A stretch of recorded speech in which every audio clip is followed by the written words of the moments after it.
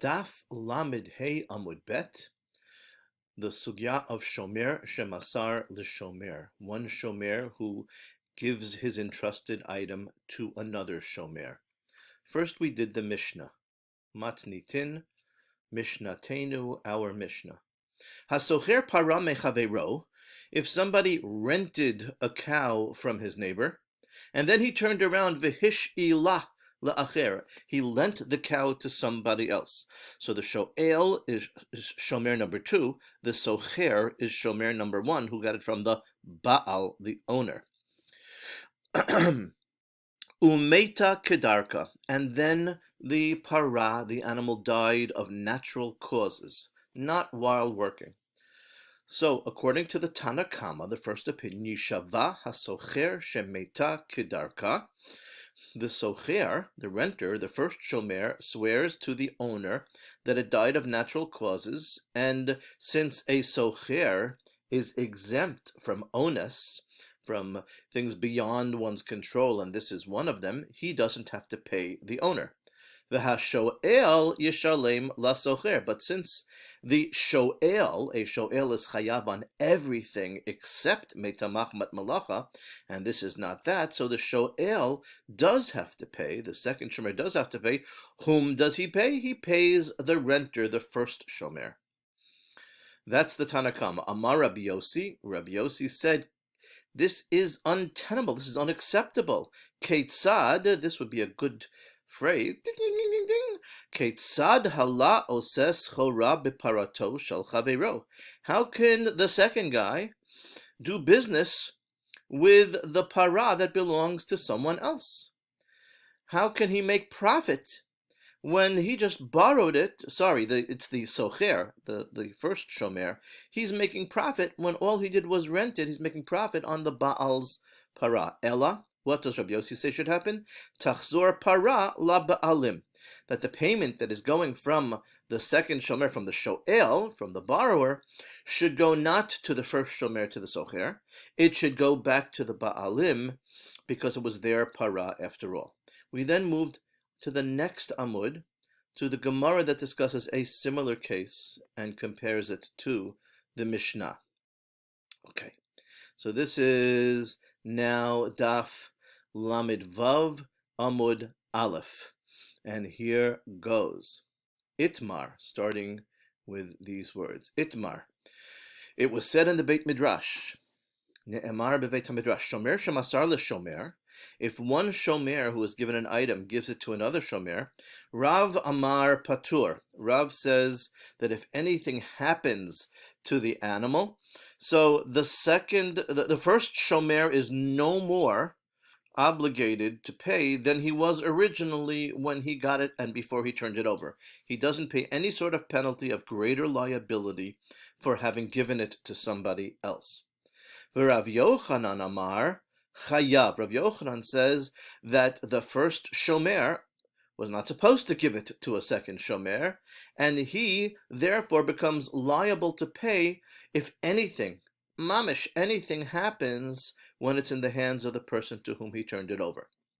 Okay, Amar Abaye. Abaye is now trying to explain the views of Rav and Rav Yochanan in this argument, this machloket.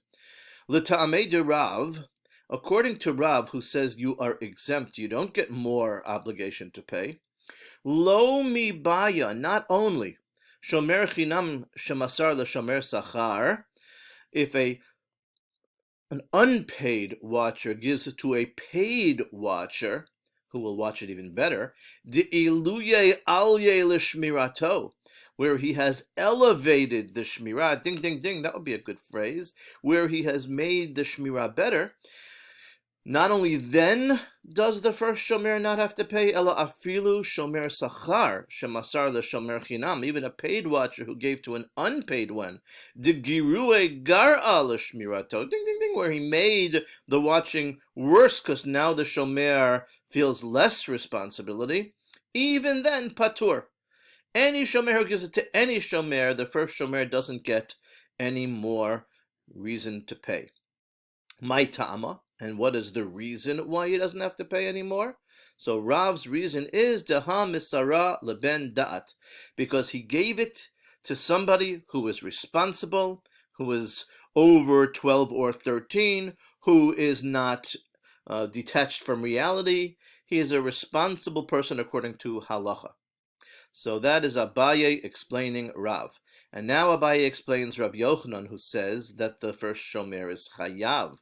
V'lita'amei de Rav Yochanan, and according to Rav Yochanan, that you are chayav to pay if anything happens in the possession of the person you gave it to.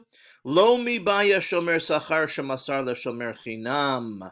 Not only if it was a paid watcher who gave it to an unpaid watcher, de girue gar ele shmirato, where you made the watching less, of course, then you'd have to pay. Ela afilu shomer chinam shemasar shomer sachar. But even an unpaid watcher who gave it to a paid watcher, de iluye alye lishmirato, who made a better form of watching happen, still chayav, still have to pay. De amar lei, because the owner can say to the shomer, ein ritzoni sheyehi pikdoni biyad acher. I do not want my entrusted item, my animal, to be in the hands of anyone but you. I trust you. I don't trust other people. Okay, so we have the machloket Rav and Rav Yochanan, and then we have Abaye explaining that this is a very, very wide machloket. Rav says patur across the board. Rav Yochanan says chayav across the board. And now we have the monkey wrench. We have Rav Chizda saying that maybe what Rav said was not as clear as all that. Amar Rav Chizda, ha de Rav lav beferush itmar. Rav's position of patur, of exempt, wasn't said explicitly. Ela michlala, it was said, it could be implied. Michlala, it's mashma, it's implied from a story. And it's implied from the following story. Dehanahu ginai, because there was a group of gardeners. Dechol yoma havu mafkidi maraihu gabada hisafta, who every day would entrust their shovels with a certain old woman. Yom achad, one day, afkidinhu legabe chad minayu. One day, instead, they gave the shovels to one of their own group. Shama kala behilula, but that gardener heard the sound of a wedding, and he wanted to go and have some hot dogs. Nafak, he went out, yatsa. Azal, he went, halach. Afkidinhu legabadaha hi savta, and so he entrusted the shovels with that same old woman until he could go and have some hors d'oeuvres. Ad azal vi'ata, by the time he went and came, ata is ba, so nafak is yatsa, azal is halach, ata is ba. Ignuv maraihu, their shovels were stolen. Ata the kamei de Rav, the case came before Rav. Upatre, and he exempted the shomer. He exempted the ganan, the gardener, who gave them to another person, to the old woman. Man de chaza, one who's misha ra'a, man is mi, chaza is ra'a. Someone who saw this story, savar, thought, chashav mishum shomer shemasar l'shomer patur, thought that Rav was of the opinion that a shomer who gives it to another shomer doesn't get any more obligation to pay. Velohi, but that is not a good proof that that was Rav's position. Sha'ani hatam, the case with the old woman was different over there, hatam. Dechol yoma nami, because every day as well, nami is also. Inhu gufaihu, they themselves, heim ba'atzmam, gaba dehahi savta HaMafkid lahu. They would entrust their shovels to that very same woman. Okay, so we don't know if you can derive Rav from that story or not, but it appears that there is such a machloket nonetheless. Yativ Rav Ami v'ka'amar la lahashma'ata. Rav Ami was sitting and saying over this shita. He was saying that Rav Yochanan holds chayav. Eitvei Rav Abba bar Mamol le Rav Ami. And then Rav Abba bar Mamol asked a question to Rav Ami, who was saying his Rebbe Rav Yochanan's din. And he asked him from our Mishnah. Our Mishnah says, hasocher para mechaviro v'hish'ila la'acher umeta kedarka yishava hasocher shemeta kedarka v'ashoel mishalem lasocher. The Tanakama says that if the Baal gives to a socher and the socher gives to a shoel and then it dies of natural causes, well then the socher gets paid but the Baal doesn't. The v'im ita, and if you are right, Rav Yochanan, that you're not allowed to give it to anybody else and you incur extra obligation, lema lei, the owner should be able to say to the socher, ein ritzoni sheyehe piktoni biyad acher. I didn't want my animal to be given to anybody else, and therefore the money is coming to me. And that's not what the Tanakama said. Amar lei, so Rav Ami answered Rav Abba bar Mamel from this attack. Hacha b'mai askinan. What are we dealing with in this case? B'shenatnu lo rishut lahashil, where the owner gave the socher permission to give it to somebody else, to lend it to somebody else. Then the Gemara asks, well, Ihachi, if that is so, leba'alim ba'i l'shalumi, if you gave permission for him to do it, well then the money should be going to the Baal, to the owner. The Amrulay, but no, he didn't give him specific permission that you must. He said, Lida'atech, use your judgment. And now we ask a second question on Rav Yochanan. The first one was Rav Abba bar Mamel. The second one is now Mativ Rami bar Chama. Rami bar Chama asks, there is another Mishnah that says, Braita, HaMafkid ma'ot eitzel chaveiro. If somebody gives money to his friend to watch, and then the friend does something which is irresponsible, either tzraran v'hifshilan la'acharav, he ties them up and throws them over his shoulder for anybody to be able to snip and steal, or misaran levino uvito aktanim, he gave them to his child under bar or bat mitzvah, who is not responsible, or v'na'al bifnehem shelo kara'ui, he didn't lock the door properly, and the ganaf could easily get in.